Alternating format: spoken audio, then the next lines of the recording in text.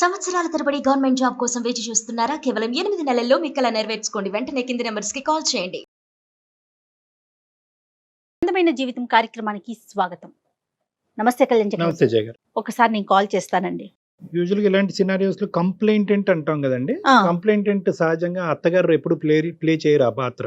ఉమ్, ఎదురు భార్య గాని భర్త గాని వాళ్ళిద్దరికి సంబంధించి ఇంకా పెద్ద వయసు ఉంటే వాళ్ళ పిల్లలు గాని వస్తారు గాని అవునండి. అత్తగారి పాత్ర చాలా.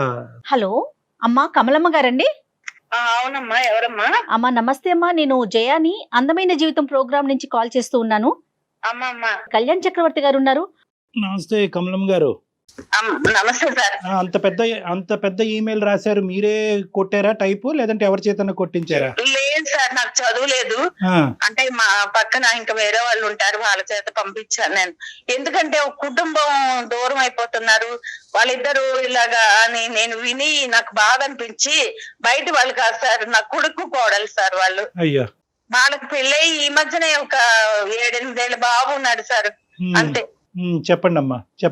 నా కొడుకు కోడలు విడిపోవాలని చూస్తున్నారు. అయ్యో. అయ్యో. అది నా చెవులారా విన్నాను నేను. నా కొడుకు జీవితం ఏమైపోతుంది, నా మనోడు ఉన్నాడు చిన్న బాబు, ఆ అయ్యో. పిల్ల ఎందుకు అలా చేస్తుందో నాకు అర్థం కావటం లేదు. అంటే పిల్ల చేయటమా కొడుకు కూడా చేయటం అంటారా? లేదు, నా కొడుకు వల్ల ఏ తప్పు లేదు సార్, తప్పు నిజంగా లేదా? చెప్తున్నాను. ఉమ్. తప్పు అంటూ ఉంటే ఆ పిల్ల వల్లే ఉంది. ఉమ్, ఏంటమ్మా అసలు సమస్య ఏంటి? ఆ పిల్లకి డబ్బు సమస్య, ఇంకేమీ లేదు. ఉమ్. నా కొడుకు తెల్లవారు 9 గంటలకు వెళ్ళి రాత్రి 9 గంటలకు వస్తాడు, కష్టపడుతున్నాడు, డబ్బు సంపాదిస్తున్నాడు. అది చాలదంట ఆవిడకి, ఉమ్. ఇంకా కట్టలు కావాలి. డబ్బులు కావాలి. డబ్బు డబ్బు డబ్బు డబ్బు డబ్బు. ఏం చేసుకుంటదో? ఏం చేసుకుంటారు సార్, డబ్బుతోనే పుట్టాము మనం, కాదు కదా. వాడు కష్టపడి తెస్తున్నాడు ఆ డబ్బుతో. అది కాదు సార్, ఒక మాట, ఒక పెళ్ళయి కొడుకున్న అమ్మాయి రాత్రి 1 గంట 2 వరకు వేరే వాళ్ళతో మాట్లాడుతుంటే ఎలా ఉంటది సార్?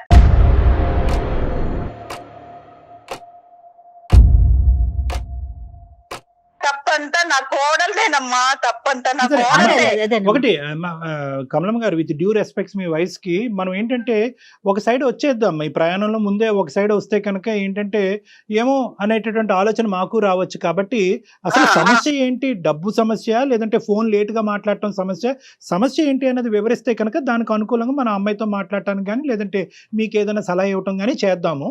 నా ఉద్దేశం ఏంటంటే ఫస్ట్ మీరు ఉన్నది ఉన్నట్టుగా చెప్పండి. అంటే ఉన్నది ఉన్నట్టుగా చెప్తున్నాను సార్. ఇంట్లో భర్త అనేవాడు ఉన్నాడు, పిల్లడు ఉన్నాడు, రాత్రి 2 వరకు పరాయి మగాళ్ళతో మాట్లాడవలసిన పని ఏంటి సార్?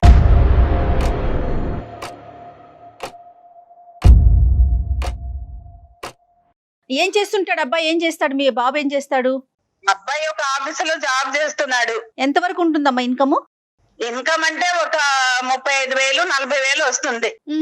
మీరు ఎంతమంది ఉంటారు? డబ్బుతో చాలదు అంటే ఎక్కడ నుంచి తెస్తాము, మనం సరిపెట్టుకోవాలమ్మా ఆడవాళ్ళు. కాదమ్మా, కుటుంబ సభ్యులు ఎంతమంది ఉంటారు? కుటుంబ సభ్యులు ఎవరు ఉంటారు? బాబు, మా అబ్బాయి, మా కోడలు. ఓకే. మీరు ఎక్కడ ఉంటారమ్మా? నేను పక్కనే ఉంటాను. ఆహా. నాకు ఇవన్నీ తెలిసి నేను వచ్చాను. కొద్ది రోజులు ఉంటే అసలు అమ్మ ఏం చేస్తుంది ఏంటి అర్థం అవుతుందని నేను వచ్చాను సార్. మీ వారమ్మా? మా వారు లేరు సార్, చనిపోయారు. మీరు ఇప్పుడు ఆర్థికంగా వాళ్ళ మీద డిపెండెంటా? వాళ్ళు మీ పోషణ గురించి మీ అబ్బాయి చూసుకోవాలా? అంటే ఏదో మా ఆయన సంపాదించింది కొంత ఉంది, అదేదో దాంతో నేను బతుకుతున్నాను. పిల్లల మీద ఆధారపడట్లేదు. ఆవిడకి అసలే డబ్బు పిచ్చి, ఇంకా నేను కూడా ఆధారపడితే ఆ పిల్లల జీవితం ఏమవుతుంది సార్? అది అంతవరకు అర్థమైందమ్మా. మీరు వాళ్ళ మీద ఆధారపడట్లేదు అన్నది అర్థమైంది. సో మీ వల్ల ఏమి వాళ్ళిద్దరి మధ్యన డిస్టర్బెన్స్ లేదు. ఆర్థిక సమస్యలు అనేటటువంటిది రాలేదు. ఆ అమ్మాయి అయితే సంపాదించట్లేదు. ఆ అమ్మాయి ఏమైనా చదువుకుందమ్మా? చదువుకుంది సార్, చదువుకుంది. ఈ ఆర్థిక అంటుంది నాకు ఈ డబ్బు చాలదు, నేను ఏదో అంటే వేరే బిజినెస్ చేసి నేను సంపాదించి నా కొడుకు, నా హస్బెండ్, నేను ఉండాలి. ఒక అమ్మాయిని పిలుస్తాను, ఒక్కసారి మాట్లాడండి సార్. ఒక సెకండ్ కమలం గారు, ఒక నిమిషం. ఇప్పుడు ఆ అమ్మాయిని పిలవటం అనేది చాలా సులువైనది. మాకేంటంటే కొద్దిగా హిస్టరీ అనేది క్లారిటీ రాకుండా అమ్మాయితో మాట్లాడితే కనుక ఇంకా అపార్థాలు వస్తాయి. నేను అనేది ఏంటంటే డబ్బు సమస్య అనేటటువంటిది 8 సంవత్సరాలు బట్టి ఉందా, ఇప్పుడేనా? అంటే ఈ మధ్య కాలంలో పాయింట్ నెంబర్ 1. పాయింట్ నెంబర్ 2 ఏంటంటే ఇప్పుడు ఈ రెండిట్లో ఏది పెద్ద సమస్య అని మీరు అనుకుంటున్నారు? బాబు ఏ సమస్య వల్ల ఎక్కువ ఇబ్బంది పడుతున్నాడు? ఈ లేటుగా ఫోన్లు మాట్లాడటమా, లేదంటే ఆ అమ్మాయికి ఆర్థికంగా అమ్మాయికి అంత స్వేచ్ఛ లేకపోవటం, ఇంకా డబ్బులు ఎక్కువ కావాలి అని అనుకోవటం? ఈ రెండిట్లో ఏది పెద్ద సమస్య? ఇప్పుడు భర్త అనేవాడు కష్టపడి వస్తాడు సార్, అర్థమైంది. వాడికి మంచి చెడ్డ చూడాలి కదా ఇంట్లో ఎలా ఉంది. కరెక్ట్. అది లేకుండా నువ్వేమో ఫోన్ చేసుకొని వాళ్ళే చేసుకొని వీళ్ళే చేసుకొని ఆ బెడ్రూమ్ నుంచి కదలకుండా అక్కడే ఉండి వస్తే ఎలాగ ఉంటుంది సార్? అర్ధరాత్రి 2 వరకు మాట్లాడుతుందంటే అమెరికా మాట్లాడుతుందా ఇండియా అయినా? మరి ఎక్కడ మాట్లాడితే వస్తుందో నాకైతే తెలియదు సార్. అమ్మాయి అయితే మాట్లాడుతుంది. నేను అడిగితే నేను బిజినెస్ చేస్తున్నాను, వాళ్ళతో మాట్లాడాలి, రాత్రి ఉండదు పగలు ఉండదు అని అంటుంది సార్. నాకు అమెరికా మాట్లాడుతుందా అండమాన్ మాట్లాడుతుందా చేస్తా ఉందమ్మా? ఏదో ఆ బిజినెస్ నాకు తెలియవమ్మా, నేను చదువుకోలేదు, నాకైతే తెలియదు. ఇంకా నేను వేరేదేమో అని కంగారు పడ్డాను. బిజినెస్ అయితే కనుక కొంతవరకు ఆలోచించవచ్చు. ఆ అమ్మాయి కాళ్ళ మీద అమ్మాయి నిలబెట్టడానికి ట్రై చేస్తుంది. వేరేదేమీ లేదు సార్. వేరే మనం కళ్ళతో చూడండి మనం చెప్పలేం కదా. సర్లేండి, లేదంటే లేదనే అనుకోవాలి. మన కళ్ళతో చూడకపోతే ఒకటి, చూస్తే ఒకటి, అలా వద్దులే అమ్మా. ఆ యాంగిల్లో వెళ్తే కనుక ఇది ఇంకా జటిలం అవుతుంది సమస్య. అది వద్దు. వీళ్ళిద్దరి మధ్యన ఇప్పుడు మీరు ఉండటం అనేది ఏమైనా సమస్య అంటే మీ వైపు కూడా అమ్మాయి ఏమన్నా ప్రాబ్లమాటిక్ సిచ్యువేషన్ క్రియేట్ అవుతుంది, పెద్ద ఆవిడ వస్తుంది, పెద్ద ఆవిడకి చెప్తాను. సర్వసహజంగా మనం వినేది ఇదే, కొడుకెళ్ళి తల్లికి చెప్తున్నాడు, అన్ని కబుర్లు అక్కడ చెప్తున్నాడు కాబట్టి అదంతా ఈ అబ్బాయి నేర్చుకుని వచ్చిన అమ్మాయి ప్రతాపం చూపెడుతున్నాడు అనేది. మీరేమన్నా వాళ్ళిద్దరి మధ్యన సమస్య దూరంగా ఉన్నా కూడా? ఆవిడ అనుకుంటుంది సార్ నేను సమస్య కాదు, నాకు బిడ్డ ఉండి నాకు తను ప్రాబ్లమ్స్ లో ఉంటే నేను ఆలోచిస్తాను కదా నా కూతురు అని.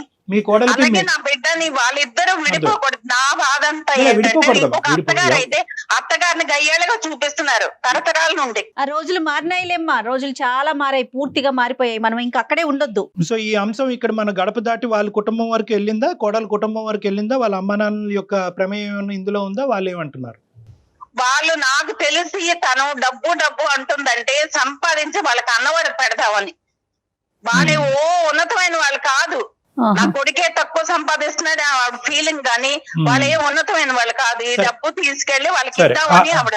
అందులో వాస్తవాలు ఏంటి అవాస్తవాలు ఏంటి అన్నది మనం ఆలోచిద్దాం అమ్మా. కానీ మీరు వాళ్ళిద్దరు విడిపోతారనే అంశం మీకు ఎలా తెలిసింది? మీరేం విన్నారు, చూసారా? నేను 10 రోజుల క్రితం విన్నాను సార్. అంటే నేను వచ్చి ఈ మధ్య ఒక 1.5 month అవుతుంది ఇక్కడికి బాబు దగ్గరికి వచ్చి. ఏదో పిల్లడు కొంచెం దగ్గర ఉంటే ముసలి వాళ్ళం కదా, సెలవులు కదా ఇప్పుడు, ఏదో పిల్లడు దగ్గర ఉంటే వాడిని చూసుకోవచ్చు అని ఒక ప్రేమతో నేను వచ్చాను.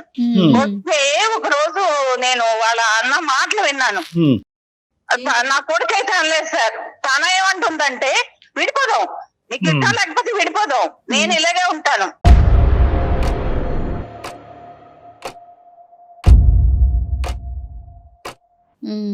మనం సంపాదించాలి, మేళ్ళు మిద్దులు కట్టాలి, కార్లు కొనాలి, బయట నా ఫ్రెండ్స్ దగ్గర ఉన్నతంగా ఉండాలని ఆవిడ కోరుకుంటుంది.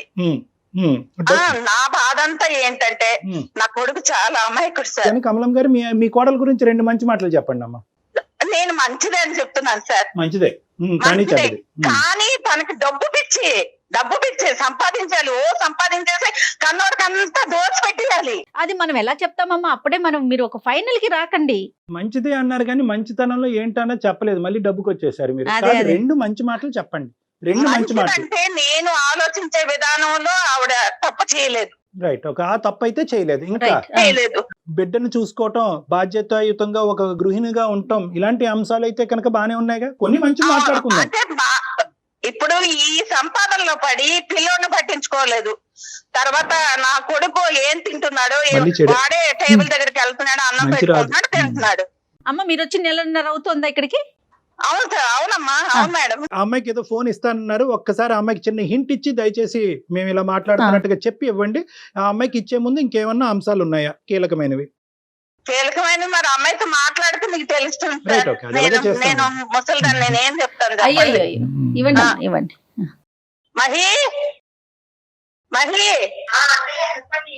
ఇలా రా అమ్మా, రా. అయ్యో నేను అరవట్లేదు. అయ్యో లైన్ లో ఉన్నారు, రా ఇలాగా. ఇదిగో డాక్టర్ గారు మాట్లాడతారు. నీకు ఆ నోరు పడేసుకోవడమే. అయ్యో గట్టిగా మాట్లాడే తల్లి, డాక్టర్ లైన్ లో. సరే తర్వాత ఉండు గాని నేను నా మాటకు విలువ ఇచ్చి ఒక్కసారి డాక్టర్ గారితో మాట్లాడా. ఇలా ఇవ్వండి. హలో మై నమస్తే అమ్మా, నేను డాక్టర్ కళ్యాణ్ చక్రవర్తి, సుమన్ టీవీ అందమైన జీవితం నుంచి. చెప్పండి ఏంటండి? ఈవిడ పద్దాక ఎవరికొరికి ఫోన్ చేయిస్తుంటారు, ఇలా అరిపిస్తుంటారు, మాట్లాడిస్తుంటారు, నా గురించి ఏదో చెప్పేస్తూ ఉంటారు. మీరేంటో చెప్పండి. మేము ఎందుకు క్లాస్ ఫోన్ చేస్తారు ఈవిడ? మీరు చేశారా? ఈవిడ చేశారా? మేము మీ క్లాస్ పీకటానికి అయితే ఫోన్ చేయలేదమ్మా. ఆవిడ మాకు ఈమెయిల్ ఒకటి పంపించారు.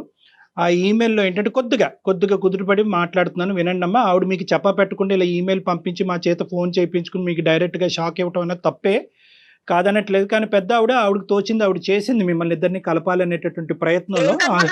కలిపే ఆవిడైతే ఇలా నన్ను ఎందుకు బయట పెడుతుంటది? పద్దాక ఏం కలుపుతుంది? కలిపే ఆవిడైతే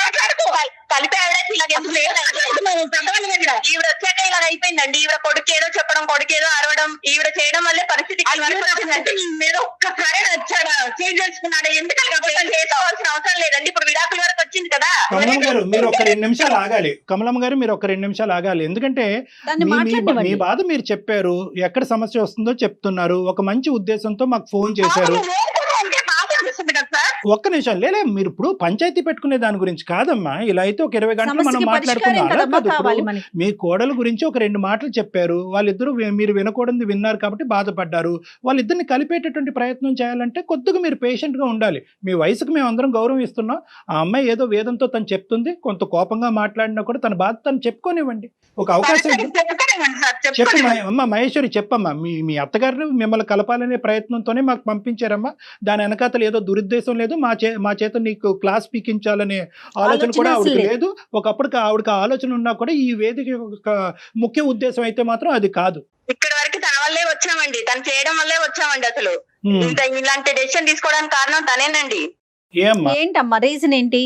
లెగరు అంటానండి. లెగరు అంటే నైట్ అంతా స్టాక్ మార్కెట్ బిజినెస్ చేస్తూ నైట్ అంతా ఫోన్ కాల్స్ మాట్లాడుతూ బిజీగా ఉంటూ ఫ్రెండ్స్ తో మాట్లాడొద్దు అంటారండి. ఫ్రెండ్స్ తో మాట్లాడొద్దు అంటే నైట్ టైం లో నేను మెలకుగా ఉంటానని ఫోన్స్ చేస్తారండి. ఫోన్లు మాట్లాడడంలో తప్పేముంది?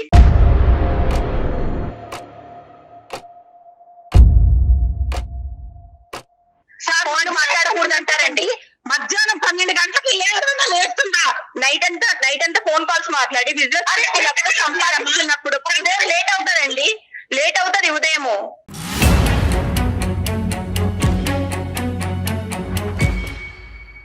లెగడం లేట్ అవుతుంది. నైట్ అంతా వర్కౌట్ చేసినప్పుడు ఉదయం లేవడం లేట్ గానే అవుతుందండి. నేను ఇలాగే ఉంటాను, నేను ఇలాగే లెగుస్తానండి. నా పద్ధతి ఇలాగే ఉంటది. అలాగే నీ ఇష్టం చేసుకో.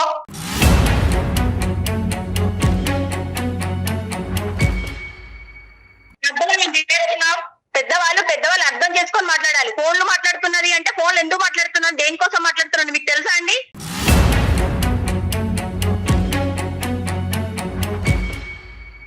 అది కనుక్కోవటం గురించే నీకు ఫోన్ ఇమ్మన్నాము, నీ వర్జన్ ఏంటో చెప్పమన్నాము. అదే అండి డాక్టర్ గారు, నేను నైట్ అంతా బిజినెస్ గురించి కాల్స్ మాట్లాడతాను, ఫ్రెండ్స్ కాల్స్ చేస్తారు, మాట్లాడతాను. అది మాట్లాడొద్దు అంటారు, తప్పంటారు. తను పూర్వకాలం మనుషులుగా మాట్లాడతారు.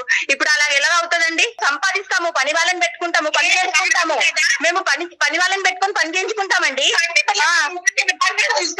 పని వాళ్ళు చేసే పని వాళ్ళు చేస్తారు, మా పని మేము చేస్తామండి. చెయ్యను, నేను చేయకపోతే మీరు చేస్తున్నారా? చెయ్యనండి, నేను ఇలాగే ఉంటాను. డాక్టర్ గారు వాడు చెయ్యనండి.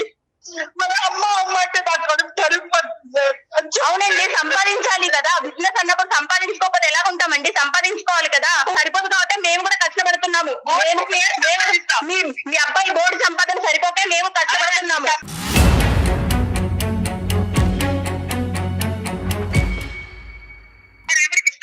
నా సంపాదన ఎవరికైనా ఇచ్చుకుంటానండి, ఎవరికైనా ఇచ్చుకుంటాను అత్తయ్య గారు.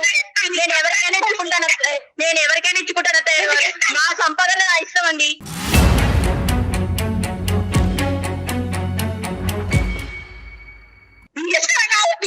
నా సంపాదన నేను సంపాదిస్తున్నాను. నేను నా బాబు ఖర్చు పెట్టుకుంటాను, మా ఆయన ఖర్చు పెట్టుకుంటాను, కుదిరితే మీకు పెడతాను. నేను ఇలాగే ఉంటాను.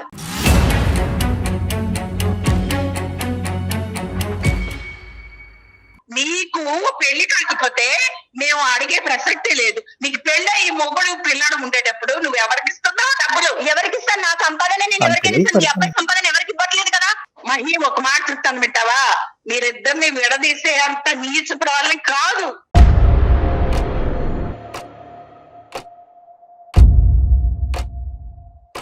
మీరు వచ్చాకే గొడవలండి. మీరు రాకముందు బాగానే ఉన్నాము. ఎందుకు వచ్చాను? వచ్చారా 4 రోజులు ఉన్నారా, వెళ్ళిపోయారా అంటే ఇలా తగ్గులు పెట్టడానికి వచ్చినట్టుగా ఉన్నారు మీరు. అమ్మ నేను మీకు నమస్కరించి చెప్పేది ఏంటంటే ఈరోజు ఆ అమ్మాయి తన భావాన్ని పూర్తిగా వ్యక్తపరచకుండా మేము ఎటువంటి కంక్లూజన్కి సొల్యూషన్కి రాలేము. ఆడది సంపాదించుకుంటూ తన కాళ్ళ మీద నిలబడటం అనేటటువంటి దాన్ని మనం ఎవరు ఖండించట్లేదు, దాన్ని తప్పుగా చూసేటటువంటి ఉద్దేశం ఎవరికీ లేదు. ఆ అమ్మాయి తన కాళ్ళ మీద ఆర్థికంగా నిలబడాలి అని అనుకుంటుంది, సంపాదించాలి అని అనుకుంటుంది, తన సంపాదించే డబ్బుతో కుటుంబాన్ని పోషించాలి అనుకుంటుంది. కానీ ఏదో తను మరి ఏమవుతుందమ్మా, ఏం చేస్తుంది? ఒకటి, ఆ అమ్మాయి సంపాదించుకుంటుంది, తన కాళ్ళ మీద తను నిలబడాలి అనుకుంటుంది, ఆర్థిక పరమైనటువంటి స్వేచ్ఛ కోరుకుంటుంది, ఆ డబ్బులు తీసుకెళ్లి బ్యాంకులో వేసుకుంటుందో కొడుక్కో బిడ్డకో ఖర్చు పెట్టుకుంటుందో అనేటటువంటి ఒక అంశం. మహేశ్వరి గారు, మీరు ఉద్యోగం చేయాలి, స్టాక్ మార్కెట్ చేసుకోవాలి అనేటటువంటి ఉద్దేశం మీకు ఉంటే ఇంత రాత్రే చేయాలా? పగటిపూట చేసి రాత్రిపూట మీరు పడుకుని తొందరగా లెగిసి మిగతా బాధ్యతలను అన్నింటినీ నిర్వర్తించడంలో అవకాశం ఉందా లేదా? నా ఇష్టం సార్, నేను రాత్రిపూట చేసుకుంటాను, నేను ఇలాగే ఉంటాను.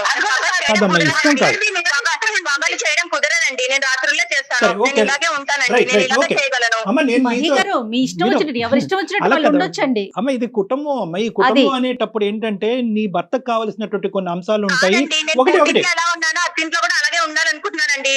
నా నేచర్ ని నేను నేచర్ కాదమ్మా, నీ నేచర్ ని మార్చుకోమని నేను చెప్పట్లేదు. జీవితంలో ఒక కుటుంబం అనేటటువంటిది ఉన్న తర్వాత దాంట్లో అడ్జస్టబిలిటీ అండ్ ఫ్లెక్సిబిలిటీ అనే రెండు చాలా ప్రధానమైనటువంటి అంశాలు ఉంటాయి. నీ భర్త నీకు అడ్జస్ట్ అవ్వాలి, నువ్వు మీ భర్తకి అడ్జస్ట్ అవ్వాలి. నేను ఎవరికి భయపడనండి, నేను ఎవరి మాట వినను.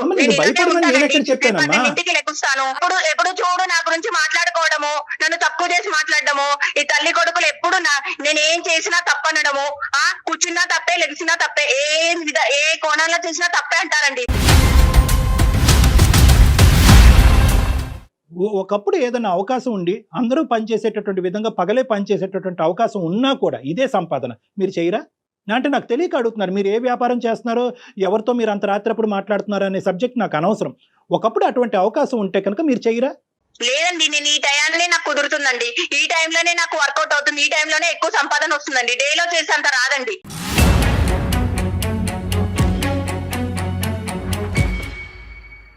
మీరు ఇలా చేయటం వల్ల మీ భర్త గారు గాని మీ బిడ్డ గాని ఇబ్బంది పడుతున్నారో లేదో అనేటటువంటి విశ్లేషణ. బాబు కోసమే కదండి కష్టపడుతుంది, నేను కూడా నైట్ అవుట్ లో నా నిద్ర మానుకొని కష్టపడుతుంది, వాళ్ళ కోసమే కదండి, కుటుంబం కోసమే కదండి. 4 సంవత్సరాలు బాబు, నీ భర్త 8 సంవత్సరాల క్రితం పెళ్ళైనటువంటి మీ భర్త, వీళ్ళు ఇబ్బంది పడుతున్నారా లేదా?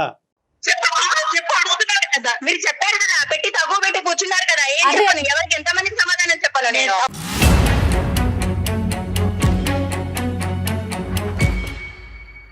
అమ్మ నువ్వు చాలా విపరీతమైనటువంటి ఇమోషన్ తో మాట్లాడుతున్నావు, నాకు అర్థం అవుతుంది. ఆ ఇమోషన్ లో ఎక్కడ కూడా రేషనాలిటీ, లాజిక్ కనిపించట్లేదు. మొండిగా వాదిద్దాం అంటే ఇంకో 10 గంటల పాటు మొండిగా వాదిద్దాం అమ్మా. దీనివల్ల నీతో ఇలా మొండిగా వాదన వల్ల నీ కుటుంబానికి ఉపయోగం లేదు, మాకు ఉపయోగం లేదు, ఎవరికి మనశ్శాంతి లేదు. నేను ఒకటే చెప్తున్నాను, నిజంగా ఖచ్చితంగా నేను ఆ టైంలోనే పనిచేస్తాను, నేను అలాగే ఉంటానంటే అలాగే ఉండు, కాదనట్లేదు. బట్ ఫ్యామిలీకి సంబంధించినటువంటి వ్యవహారాలు, కుటుంబం యొక్క సంతోషం కూడా చాలా ఇంపార్టెంట్. అందరూ ఇప్పుడు చాలా మంది షిఫ్ట్ డ్యూటీలు చేస్తున్నారు, అర్ధరాత్రి అనక అపరాత్రి అనక కష్టపడుతున్నారు. కానీ దాని వెనక అతను కుటుంబం యొక్క సంతోషం, ప్రోత్సాహం ఈ రెండు చాలా ఇంపార్టెంట్. ఈ కుటుంబం యొక్క సంతోషం, ప్రోత్సాహం నెగ్లెక్ట్ అవుతే కనుక నువ్వు ఎన్ని కోట్లు సంపాదించినా కూడా అది బూడిద పాలేనమ్మా. విడాకుల వరకు వచ్చింది ఇప్పుడు పరిస్థితి.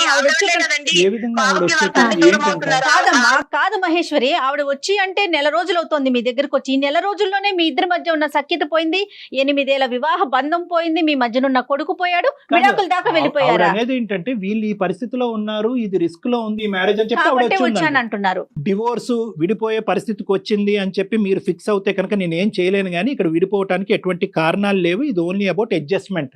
డైవర్స్, సెపరేషన్ వరకు అక్కర్లేదు, ఇది ఓన్లీ అడ్జస్ట్మెంట్. వీళ్ళతో నేను పడలేనండి, నేను వీళ్ళతో ఉండలేనండి.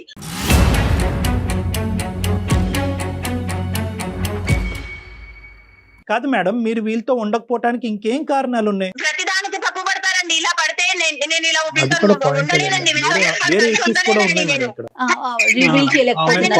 ఉండలేనండి.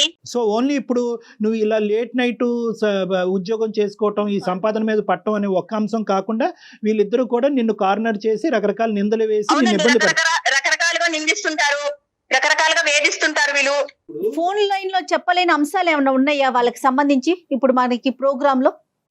ప్రతిదీ తప్పుగా అర్థం చేసుకుంటారండి. ఎవరితో ఫోన్ మాట్లాడినా ఎవరితోనో మాట్లాడింది, ఇలా చేస్తుంది అని అంటుంటారండి. అది నాకు కూడా చెప్పానా, చెప్పారు కాబట్టి ఇలా ఉన్నామండి ఈ రోజు మనము ఈ ఒక నిమిషం. ఫోన్ కాల్ లో ఇలా బయటకు వచ్చాము. పెద్ద ఆవిడ వచ్చి ఇక్కడ ఉండవలసినటువంటి దానికి ఉన్న ప్రధానమైనటువంటి కారణం మీరిద్దరు సంతోషంగా ఉండాలి అనేది. దాన్ని మీరు వక్రీకరించి ఇంకో విధంగా చూపెడితే కనుక నేను ఏం చేయలేను.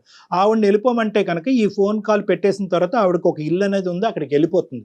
సంపాదన ఉండాలి, డబ్బు ఉంటేనే సంతోషం సుఖం, కరెక్ట్, ఇవన్నీ నిజాలే. But not at the cost of loss of happiness of everybody. నేను నెలకు 3 లక్షలు సంపాదిస్తున్నానండి. పగలు చేస్తున్నా ఈయన 30,000 ఎక్కడ, నేను నెలకి నైట్ అవుట్ చేస్తున్నా, నాకు 3 లక్షలు ఎక్కడ అమ్మా, ఉంది? వెలకట్టలేనటువంటి సంతోషాన్ని పోగొట్టుకుంటున్నారు మీరు సంపాదించే 3 లక్షల గురించి వెలకట్టలేనటువంటి సంతోషాన్ని, జీవితాన్ని పోగొట్టుకుని ఆఖరికి ఈ కుటుంబం విడిపోయే పరిస్థితి వరకు వచ్చింది. నేను 3 లక్షలు సంపాదిస్తున్నా కాబట్టి మనం ఇలాగ ఉన్నాము.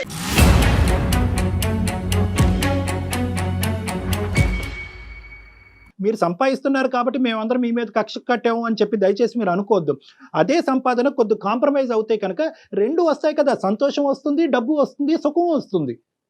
దయచేసి ఒక్కసారి ఆ ఇమోషన్ తీసి పక్కన పెట్టేసి అందరూ నన్ను తొక్కేస్తున్నారు, నా మీద ఎక్కేస్తున్నారు అనేటటువంటి ఆలోచన తీసి పక్కన పెట్టి మీ కుటుంబం గురించి ఆలోచించి ఒక సలహా ఇచ్చేటటువంటి 4 ఉన్నారు అనేటటువంటి ఓపెన్ మైండ్ సెట్ తో ఒక ఉండండి. తల్లిగా ఆలోచించండి. నేను ఆలోచించాను.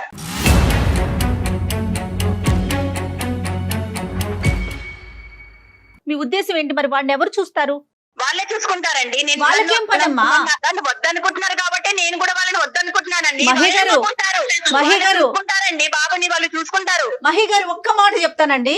నెలకు మీరు 3 లక్షలు సంపాదిస్తున్నారేమో, 30 కోట్లు సంపాదించే స్త్రీలు కూడా చాలా మంది ఉన్నారండి. సంసారాన్ని చక్కబెట్టుకుంటున్నారు, అందులో ఎటువంటి సందేహం లేదు. నేను 30 కోట్లు సంపాదిస్తున్నా, నా పిల్లల్ని వేరే వాళ్ళు చూసుకుంటారు, నా మొగుడిని వేరే వాళ్ళు చూసుకుంటారంటే ఎట్లాగమ్మా? ఆ సంపాదించిన డబ్బులు ఎవరి కోసం నువ్వు సంపాదించేది? ఒక్కటే మాట, నీకు ఫోన్ చేసిన దగ్గర నుంచి నువ్వు ఒకటే మాట చెప్తున్నావు, నేను ఇట్లానే ఉంటా. ఎవరికి నష్టం? ఆ పెద్ద ఆవిడేమో కలపాలని చూస్తా ఉంటే ఆవిడ వద్దంటావు, నీ పిల్లల్ని చూసుకోవాలంటావు. కాల్ మొదలైన దగ్గర నుంచి డాక్టర్ గారు ఎంత కాంప్రమైజ్ చేస్తున్నారమ్మా? నీ వర్షన్ ఏమన్నా మారిందా? ఏంటండి తలనొప్పి? నేను ఇందాకే నిద్ర లేచాను, ఈడేదో పనిలేక కాలు కలిపింది, మీరేంటి నా బుర్ర తింటున్నారు?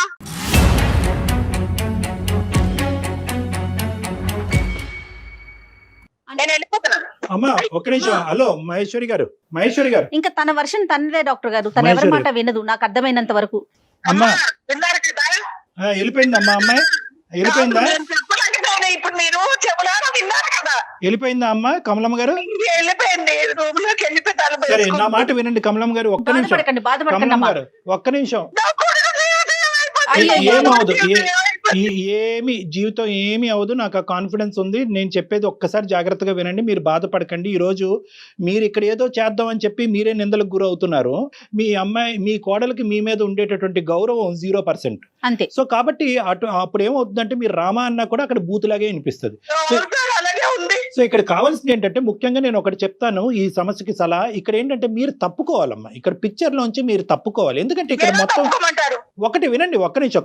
కమల గారు, మీరు చేసేటటువంటి ప్రయత్నం, మీరు నచ్చజెప్పడానికి ట్రై చేశారు, వచ్చి నెల 15 రోజులు ఇక్కడ ఉన్నారు, మాకు ఈమెయిల్ పంపించారు, అయినా కానీ ఆ అమ్మాయి పట్టినటువంటి కుందేలుకి 3 కాళ్ళు అన్నట్టుగా అదే పాట, నేనింతే అని చెప్పి ఆ అమ్మాయి సినిమా అమ్మాయి రాసుకుంటుంది. ఇక్కడ మీరు విత్డ్రా అవ్వండి, మీ వల్ల అవ్వనప్పుడు మీరు విత్డ్రా అవ్వండి.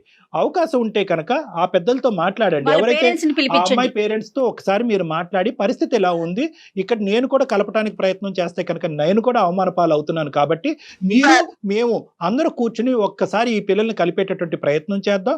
ఎందుకంటే కనుక డాక్టర్ గారితో కూడా మాట్లాడిన తర్వాత ఇది అసలు విడాకుల వరకు పోవలసినటువంటి అంశమే కాదు అని చెప్పి తుంచేశారు అనేటటువంటి ఒక మాట చెప్పి దయచేసి పెద్దవాళ్ళని ఇన్వాల్వ్ చేయండి. నెంబర్ 1. చేయండి సార్, పుణ్యం కట్టుకోండి, మీకు దండం పెడతారు. వినండి ఆప్షన్స్. మీకు బీపీ ఉందని చెప్పారు, దయచేసి మీ ఆరోగ్యం పాడు చేసుకోకండి. ఈ రోజు మీ ఆరోగ్యం కాపాడుకోవాల్సినటువంటి బాధ్యత మీ మీద ఉంది. ఇది కలపాలి అనేటటువంటి ప్రయత్నం ఎంతో, మీ ఆరోగ్యం కూడా చూసుకోవాల్సినటువంటి బాధ్యత కూడా మీద. నెంబర్ 2 ఏంటంటే, ఇలాంటి అంశాల్లో యూజువల్ గా మీలాంటి పెద్దవాళ్ళు ఒక మంచి ఉద్దేశంతో మా లాంటి వాళ్ళ దగ్గర తీసుకొచ్చినప్పుడు ఇదే ప్రాబ్లం ఏమవుతుందంటే, ఆటోమేటిక్ గా వీళ్ళు ఏమనుకుంటారు, అదిగో ఆవిడ ఆల్రెడీ మొత్తం అంతా కథ అంతా చెప్పేసింది, డాక్టర్ చేసి తీసుకుని ఇరుగు పొరుగుకి ఎలాగా చెప్పింది, మా అమ్మ నాన్న చేతి కూడా క్లాస్ పీకించింది, ఇప్పుడు డాక్టర్ చేతి కూడా క్లాస్ పీకించాలనే ప్రయత్నం చేసి మీ మంచి ఉద్దేశాన్ని వాళ్ళు పనిష్మెంట్ కింద భావిస్తూ ఉంటారు. ఇలాంటప్పుడు ఏం చేయాలంటే, భార్యాభర్తలుగా వాళ్ళిద్దరే అనుకుని కూడబలుక్కుని కౌన్సిలింగ్కి వస్తే చాలా బాగుంటుందమ్మా. మన ఇద్దరం తేల్చుకోలేకపోతున్నాం. మీ అబ్బాయిని అనమనండి, మన ఇద్దరం తేల్చుకోలేకపోతున్నాం. మన ఇద్దరం మీ అమ్మ నాన్న దగ్గరికి పోతే వాళ్ళ తరపున వాళ్ళు మాట్లాడుతున్నారు, మా అమ్మ నాన్న దగ్గర పోతే వచ్చి. కాబట్టి మన ఇద్దరం వెళ్ళి ఒక కౌన్సిలింగ్ తీసుకుని ఒక న్యూట్రల్ పర్సన్ ఏం చెప్తాడో చూద్దాం. నా దగ్గరికి అని నేను అనట్లేదు. ఎవరన్నా ఒక థెరపిస్ట్ ఒక న్యూట్రల్ పర్సన్ దగ్గరికి వెళ్ళి, ఒక ఫ్యామిలీ కౌన్సిలర్ దగ్గరికి వెళ్ళి, ఏమండి మా పరిస్థితి ఇలా ఉంది, నేను ఎలా మారాలి, ఈ అమ్మాయి ఎలా మారాలి అనేటటువంటి విధంగా ఈ సజెషన్ మీ అబ్బాయి దగ్గర నుంచి మీ కోడలి పిల్లకి ఇచ్చేటటువంటి ప్రయత్నం చేయండి. అది మీరు పాత్ర వహించాలి. ఇప్పుడు మీ అబ్బాయిని ప్రోత్సహించి కౌన్సిలింగ్ కి పంపించండి. ఇప్పుడు ఏంటంటే ఇప్పుడు ఈ ఫోన్ కాల్ పెట్టేసిన తర్వాత మీ కోడలు మీ మీద విరుచుకుపడేటటువంటి అవకాశం ఉంటుంది. మీరు సైలెంట్ గా ఉండడానికి ట్రై చేయండి. మీరు మీ పెట్టి బేడ తీసుకుని ఏవైతే ఉందో మీ అబ్బాయికి చెప్పి ఎటువంటి మనస్తాపానికి గురి అవ్వకుండా మీరు ఇక్కడి నుంచి వెళ్ళి మీరు ఎక్కడైతే ఉంటారో అక్కడ ఉండండి. ఇంకొకటి నమస్కారం చేస్తున్నాను, కలిపేటట్టు చూడండి. తప్పకుండా ఆ ప్రయత్నం అయితే మేము చేస్తామమ్మా. నేను అనేది ఏంటంటే మీరు చేసేటటువంటి ప్రయత్నం వల్ల మీరు ఇంకా కుటుంబానికి దూరం అయ్యి మీ మీద అనవసరమైనటువంటి నిందలు పడుతున్నాయి. కాబట్టి మీరు ఇక్కడి నుంచి వెళ్ళటం అంటే మర్యాద పూర్వకంగా ఒక పెద్ద మనసు చేసుకుని, మిమ్మల్ని అక్కడ నెట్టేయట్లేదు కానీ మర్యాద పూర్వకంగా ఒక పెద్ద మనసుతో వాళ్ళ భవిష్యత్తు దృష్ట్యా మీరు వెళ్ళమని నేను బయటకు వెళ్ళమని చెప్తున్నాను. మీ తర్వాత ఏంటంటే మీ అబ్బాయి నంబర్ కూడా మాకు ఇవ్వండి. నేను ప్రత్యేకంగా మీ అబ్బాయికి ఫోన్ చేసి ఇక్కడ జరిగినటువంటి సంభాషణ గురించి చెప్తాను. ఎందుకంటే నువ్వు మా అమ్మని మెడపట్టుకుని బయటకు గెంటేసావా అనేటటువంటి అపార్థంతో మీ అబ్బాయి ఆ అమ్మాయి మీద విరుచుకుపడి వాళ్ళిద్దరి మధ్యన గొడవలు ఎక్కువ అవ్వచ్చు. కాబట్టి మీ అబ్బాయికి ఫోన్ చేసి నేను శాంతింపు చేస్తాను. ఒకసారి మీ అబ్బాయి నంబర్ కూడా మాకు ఇవ్వండి అమ్మా. సరే సార్. రైట్ అమ్మా, థ్యాంక్ యూ సో మచ్. నమస్తే. నమస్తే అమ్మా. Thank you.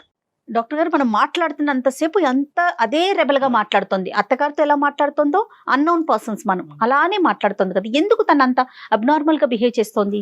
ఒకటమ్మా, ఆబ్వియస్లీ ఏంటంటే చూసే వాళ్ళకి మీకు అందరికి అర్థమయ్యేది ఏంటంటే కనుక ద వే ఆవిడ ఈమెయిల్ పంపించడం, సడన్ గా ఫోన్ కాల్ వచ్చింది మాట్లాడు అని, అది కోపం ఆబ్వియస్లీ. ఎందుకంటే ఎంతమంది చేత మాట్లాడిపించిందో ఆ పెద్ద ఆవిడ ఈ విధంగా. సో అందులో ఆ 100 మందిలో మనం ఒక్కలం. సో అందరి చేత ఆ అమ్మాయి ఇలా మాట పడవలసినటువంటి అవసరం లేదు అనే ఫీలింగ్ తో అందరినీ ఎలా ట్రీట్ చేస్తుందో మనల్ని కూడా అలాగే ట్రీట్ చేయడం అదేమీ మనకు. రెండో అంశం ఏంటంటే ఇక టీమింగ్ అప్ ఎఫెక్ట్ అమ్మ. చాలా కుటుంబాల్లో ఇదే. ఇప్పుడు ఎందుకంటే ఎంత కాదు అనుకున్నా ఆ పెద్ద ఆవిడ వీళ్ళిద్దరిని కలపాలనేటటువంటి ప్రయత్నం చేయాలని అనుకున్నా కూడా నింద ఎవరి మీద వేస్తుంది? అమ్మ నీ కోడల గురించి 2 మాటలు చెప్పు, 2 మంచి మాటలు చెప్పని ఒక్క మాట అన్నా చెప్పిందా? చెప్పలేదు. కొడుకు గురించి చాలా మాటలు చెప్పింది, కోడల గురించి నింద. సో ఆటోమేటిక్ గా ఇక టీమింగ్ ఎఫెక్ట్ వస్తుంది. మీరు అందరూ ఒకటి, నేను ఒక్కదాన్ని ఒకటి.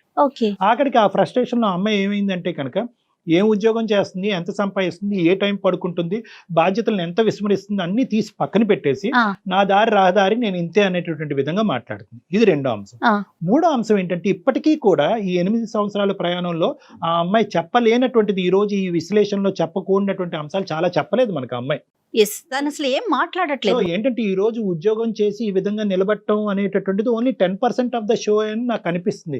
ఇక్కడ కొడుకు దగ్గర నుంచి కానీ అత్తగారి దగ్గర నుంచి కానీ, అంటే డ్యూ రెస్పెక్ట్స్ పెద్ద ఆవిడ మంచి ఉద్దేశంతో మనకి ఈమెయిల్ పెట్టినా కూడా వాళ్ళు ఏ విధంగా 8 సంవత్సరాల పాటు ఈ అమ్మాయిని చూశారు, ఎటువంటి, ఎందుకంటే నిందలు అని చెప్పి చాలా మాట్లాడారు. సో బహుశా ఈ అన్ని ఫ్రస్ట్రేషన్ వల్ల ఆ అమ్మాయి అంత మొండిగా వాదిస్తుందని మనం అనుకోవాలి. రైట్ కళ్యాణ్ గారు, నమస్తే.